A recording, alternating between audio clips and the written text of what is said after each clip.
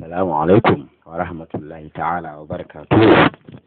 Jama'a yau ga mu da tarihin Annabi Muhammadu tsira da amincin Allah sabbata a gare shi da Hausa, wanda za mu rinka karanto littafin nan wanda Abubakar Imam ya rubuta, wato tarihin Annabi tsira da amincin Allah su tabbata a gare shi. Za mu fara da babi na farko wanda aka ce manzannin Allah, wato babi na farko manzannin Allah, inda za mu karanto aya daga cikin alkur'ani mai girma. Wa laqad a'udhu billahi minash shaitanir rajim, bismillahir rahmanir rahim. Wa laqad arsalna rusulan min qablika minhum man qasasna alayka wa minhum man lam naqsus alayk. Suratul mu'minun. Saboda wannan aiki na shiryar da jama'a, sarki Allah ya zaɓi waɗansu mutane ya cika su kansu tukunna da shari'a iyakar cikawa, ya cika su da sani iyakar cikawa, sa'an nan ya sanar da su abubuwa masu amfanin bayansa, wato 'yan adam, da abubuwa masu cutar su. Daga nan ya aiko da su duniya gare mu bayansa, domin su zo su shiryar da mu kamar yadda Allah ya shiryar da su sanar da mu kamar yadda Allah ya sanar da su. To, su waɗannan mutane su muke kira manzannin Allah, amincin Allah ya tabbata a gare su duka. Manzannin Allah suna da yawa, amma dai na farkon su shine kakanmu Annabi Adamu, amincin Allah su ƙara tabbata a gare shi, ya ƙara tabbata a gare shi. Na ƙarshen su ko shine Annabi Muhammadu, fitilar duniya, tsira da amincin Allah su tabbata a gare shi. Cikin manzannin Allah guda 25 ne kadai aka faɗi sunansu cikin alkur'ani.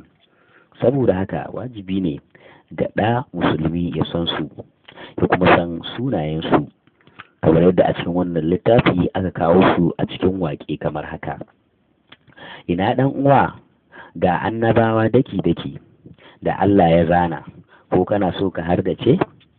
A alkur'ani za ka gansu idan ka bi, guda 20 ne, 15 don ka ƙarasa. Da Adamu alaihi salam, Idrisu alaihi salam, Shu'aibu alaihi salam, da Yasaru alaihi salam, da Ilyasu alaihi salam, da Ishaku alaihi salam, da Ayyuba alaihi salam, da Salihu alaihi salam, Suhudu alaihi salam, da Ibrahim alaihi salam, da Lut alaihi salam, da Yunus alaihi salam, kasa Zakariya alaihi salam, Musa alaihi salam, da Zulkifla alaihi salam, da Yusuf alaihi salam, da Yahya alaihi salam, da Isma'il alaihi salam, da Nuhu alaihi salam, da Harunu alaihi salam, da Sulaimanu alaihi salam, sa Dawudu alaihi salam, ga kuma Yaqubu alaihi salam. Da ɗa sai su Isa alaihi salam, sai Muhammadu sallallahu alaihi wasallama shugabanmu da ya zo a ƙarshe don bayanin da zai gamu. To, wannan saƙo da sarki Allah ya aiko manzanninsa da shi don su zo su sanar da bayansa 'yan adam, shi ake kira addini. Amma saƙon da sarki Allah ya aiko manzonsa na ƙarshe da shi, Annabi Muhammadu, tsira da amincin Allah sabbata a gare shi, shi ake kira addinin musulunci. Yanzu in wani ya tambaye ka menene addinin musulunci, me za ka ce? Sai ka ce masa saƙon da sarki Allah ya aiko Annabi Muhammadu da shi zuwa ga dukkan al'umma na duniya shine musulunci. To, kafin mu fara ba da tarihin wannan manzo na ƙarshe, Annabi Muhammadu, tsira da amincin Allah su tabbata a gare shi, ya wajaba mu fara ba da tarihi kaɗan daga cikin manzannin da aka riga aiko da su. Bari mu fara ta kan shugabanmu Annabi Nuhu, amincin Allah ya tabbata a gare shi. Sa'ad da maɗaukakin sarki Allah ya aiko Annabi Nuhu duniya, ba ga dukkan ƙabilu na duniya ya aiko shi ba, ya aiko shi ne ga mutanen da ya fito a cikinsu. Allah ya hore shi ya zo ya kira su ga bin Allah, ya gaya musu abubuwa marasa kyau, ya hore su da bari, ya gaya musu masu kyau, ya hore su da aikatawa. Aka haife shi kamar yadda ake haihuwar kowane ɗa, ya girma kana aka nufe shi da kawo sako, ya zo ya yi kira ga jama'arsa su bi Allah, su aikata abin da ya umarce su da aikatawa, su guji abin da ya hore su da gujewa. Amma ina, sai kaɗan daga cikin mutanen nasa suka bi maganarsa. Ya yi ta ƙoƙarin bayyana musu masifar da za ta faɗa musu in sun saɓi saƙon Allah, da nasihar da za ta same su in sun bi. Amma ina, da yawa ba su karɓa kiran ba, wato da yawa ba su karɓi kiran ba, domin wanda ya nisa baya jin kira. Da annabi Nuhu ya ga dai abin ya fuskara, har Ubangiji Allah ya bayyana masa babu sauran wanda zai ba da gaskiya gare shi daga cikin mutanensa, sai ya roƙi Ubangiji Allah da ya hori jama'an nan tasa da azaba. Ubangiji ya karɓi roƙonsa, ya sanar da shi cewa zai cika ƙasa da ruwa yadda duk jama'ar za ta nutse ciki. Ubangiji ya umarce shi annabin da ya sassaka jirgi wanda zai shiga shi da waɗanda suka ba da gaskiya da shi. Annabi Nuhu ya shiga sassakar jirgi. Mutanen da ba su ba da gaskiya ba da shi, da suka ji dalilin sassaka jirgin, sai suka rika zuwa suna yi masa dariya, suna cewa annabci yaƙi ne kuma aka koma sassaka. Allahu akbar. Yana gama sassaka jirgi, wa'adin Allah ya cika, sai kawai aka ga sama da ƙasa duk sun kece da kawo ruwa. Tun jama'a na gudu daga wannan tudu su hau wannan, har abin ya buwayi tudu. Ruwa ya shafe ƙasa, bai rage kan wani abu ba a waje. A sa'an nan sai annabi Nuhu kawai, amincin Allah ya tabbata a gare shi, shi kaɗai ke yawo cikin jirginsa, shi da waɗanda suka ba da gaskiya a gare shi, da dabbobi da dai duk waɗanda Ubangiji ya nufe shi da ɗauka. Amma kafirai duk sun halaka. Da suka ƙare, Allah ya umarci sama da ƙasa da dainawa. Wannan shi ne abin da ƙaramin iliminmu ya ba mu ikon gutsurowa daga tarihin wannan shugaba namu, annabi Nuhu alaihi salam. Asalin wannan labarin duk yana nan rubuce cikin Alƙur'anin Allah mai girma. Tun daga nan ina so ku fara sa ido ku gani. Kowane annabi aka aiko, in kun duba labarin yadda aka haife shi, ko yadda ya girma, ko yadda ya yi fama da jama'arsa, sai ku gane ashe kowane annabi rayuwarsa tare take da abubuwa masu ban mamaki. Banda labarin nan na annabi Nuhu, amincin Allah ya tabbata a gare shi, labarin shugabanmu annabi Musa, kalamullah, ayar Allah, Musa kalamullah, ayar Allah, shi ma abin mamaki ne cikinsa, abin mamaki na cikinsa. Annabi Musa, amincin Allah ya tabbata a gare shi, yana cikin ƙabilar Bani Isra'ila ne. A Masar aka haife shi a zamani. Kamar yadda muka ce, annabi Musa an haife shi ne a ƙasar Masar a zamanin wani Fir'auna da ake kira Al-Walidu ibn Mus'ab ibn Rayyal. Al-Walidu ibn Mus'ab ibn Rayyar, haka aka rawaito shi cikin littafin da ake kira Hazinu. Sunan mahaifin annabi Musa Imran.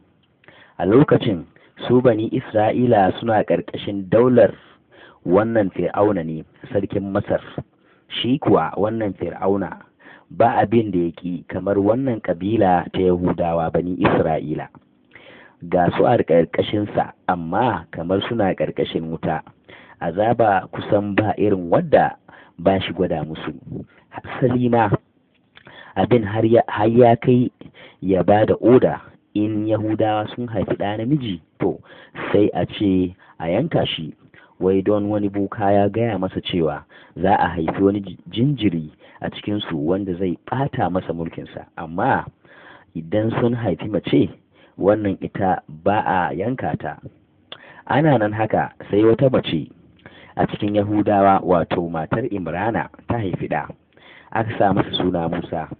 Shi kuma annabi Musa da za mu ba ku labarinsa a yanzu. Da ummansa ta haife shi sai tsoro ya cika ta ya kama ta, gashi ya fito namiji ba mace ba. Wato Fir'auna zai sa kenan a zo a kama shi a yanka, kamar yadda ake yanka sauran 'ya'yansu maza. Tana cikin wannan zulumi mai bakanta rai, sai maɗaukin sarki Allah ya aiko mata da ilhami, aka ce mata ta sami akwati ta saka jinjirin a ciki ta rufe, ta ɗauka ta je ta jefa shi cikin kogin Masar. Shi kenan sai ta zabura ta bi umarnin mahaliccinta, da ta jefa shi a kogi ta dawo gida, sai ruwa ya ta tafiya da shi. Ubangiji ya yi mata alkawarin zai mayar mata da shi ya kuma sa shi cikin manzanni, bisa ga nufin maɗaukakin sarki Allah, har ruwan ya kai akwatin kusa da birnin Fir'auna. Sai akwati ya sarƙafe a gefen kogi. Shi kenan waɗansu jama'ar Fir'auna sun zo ɗibar ruwa, sai ga akwati suka ɗauka suka kai wa matar Fir'auna. Da aka fasa akwatin sai ga jariri ciki, da ransa kuwa ba matacce ba.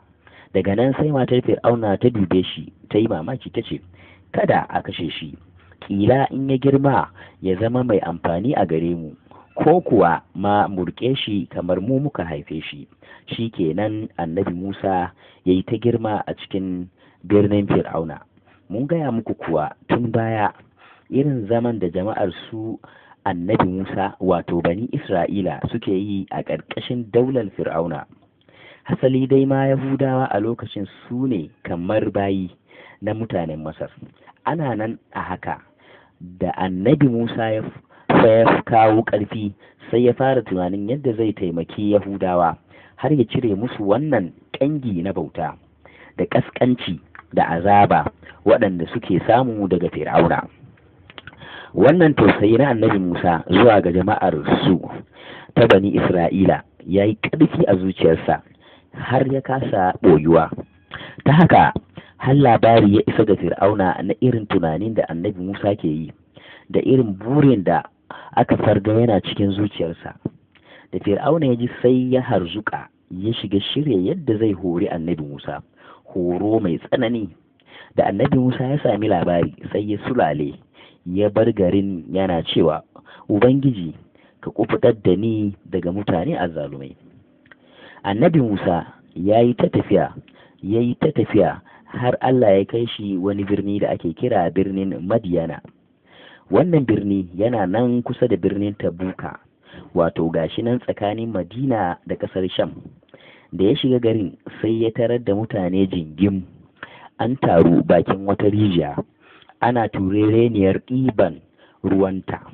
Annabi Musa ya duba daga gefe guda, sai ga waɗansu 'yan mata su biyu sun zo don ruwan, amma ba su da ƙarfin kokawa da masu ƙarfi, saboda haka suka raɓe suna jiran sauran wani.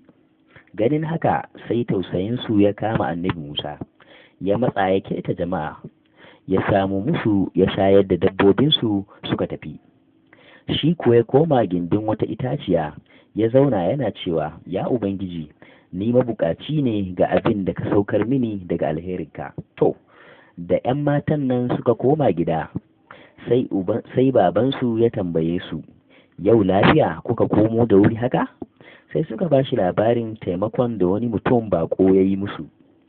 Sai tsohon ya aiki ɗaya daga cikinsu ya ce, ta je ta kira masa bakon nan don ya saka masa. Da shi annabi Musa ya zo masa, ya tambaye shi daga inda yake.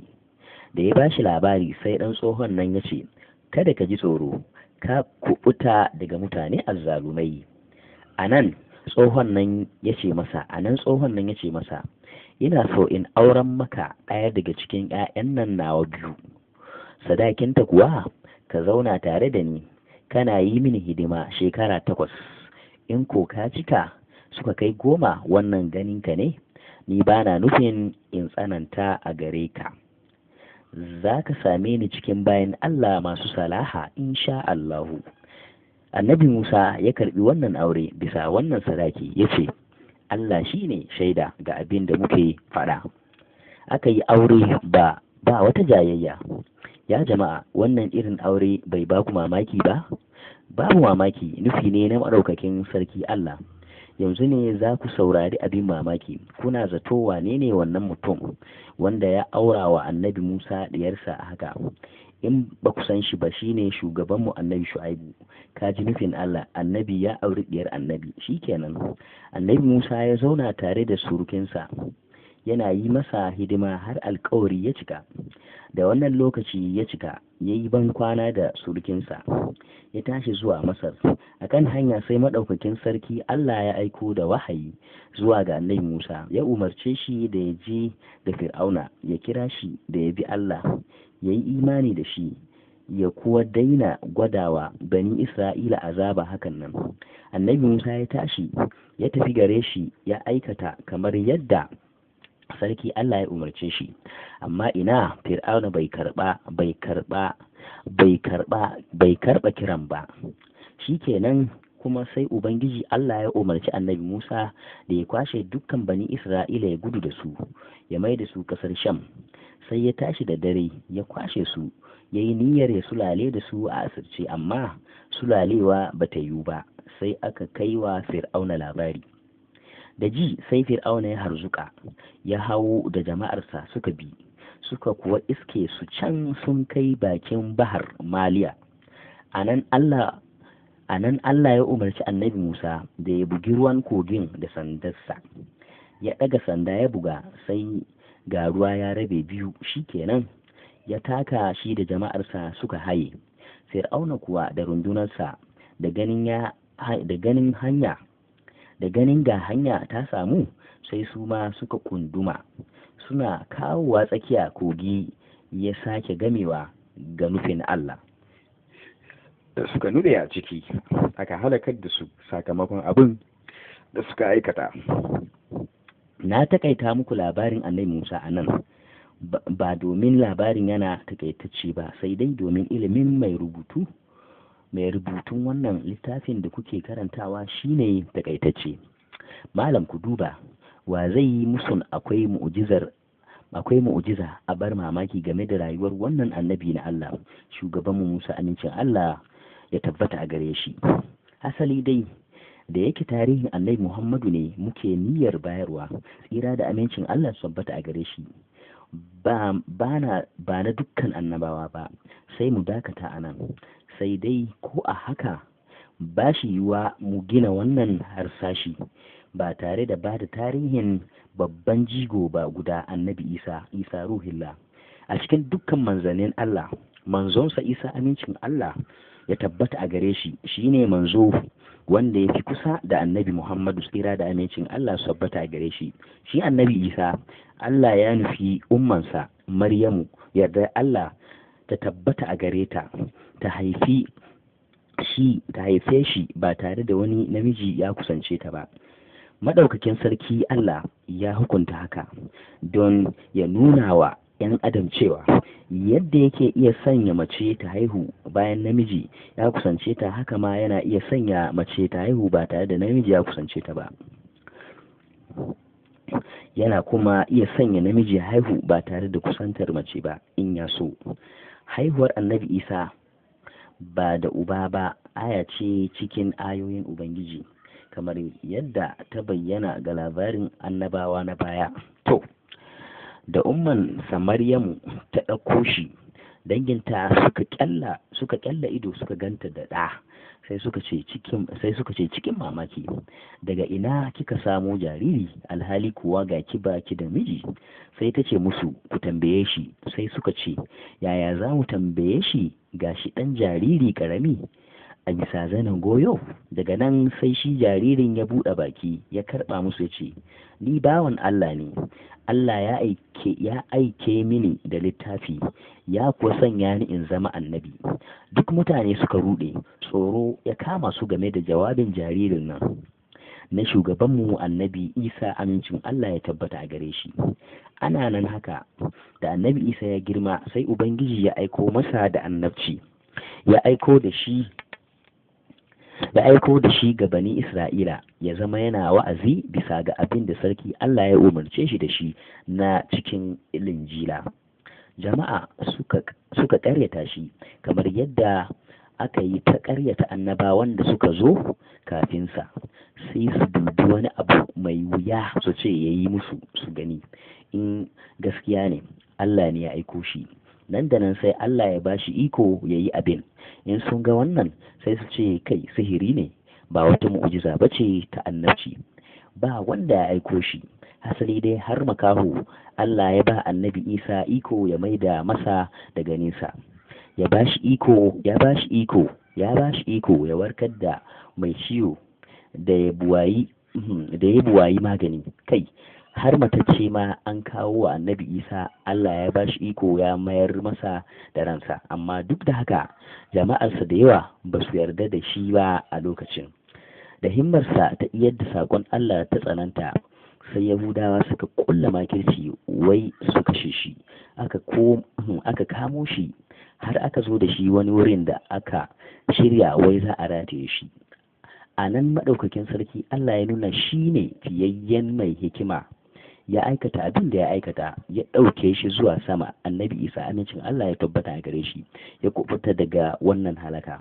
A nan zan taƙaice labarin girman annabi Isa da yawan hikimomin Ubangiji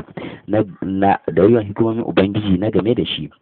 Annabi Isa ya wuce ya bar mana wa'azin littafinsa mai tsarki Linjila, wanda ya tara zabura ta annabi Dauda da taura ta annabi Musa, da bisharar bayyanar annabi Muhammadu tsira da amincin Allah su tabbata a gare shi. To, bayan annabi Isa da shekara kamar 600 ne, annabi Muhammadu tsira da amincin Allah su tabbata a gare shi ya bayyana. Labarinsa shine za mu kutsa yanzu. Kamar yadda muka ce labarin annabi Muhammadu tsira da amincin Allah za mu kutsa yanzu ciki. To a bidiyon mu na gaba da odiyon mu insha Allahu za mu fara suburbuɗo muku labarin wannan shugaba namu, shugaban duniya da lahira, hasken duniya da lahira, annabi Muhammadu tsira da amincin Allah su tabbata gare shi. Wassalam. Domin samun bidiyoyinmu da odiyon mu sai a yi subscribe ko a danna ƙararrawar sanarwa. Assalam.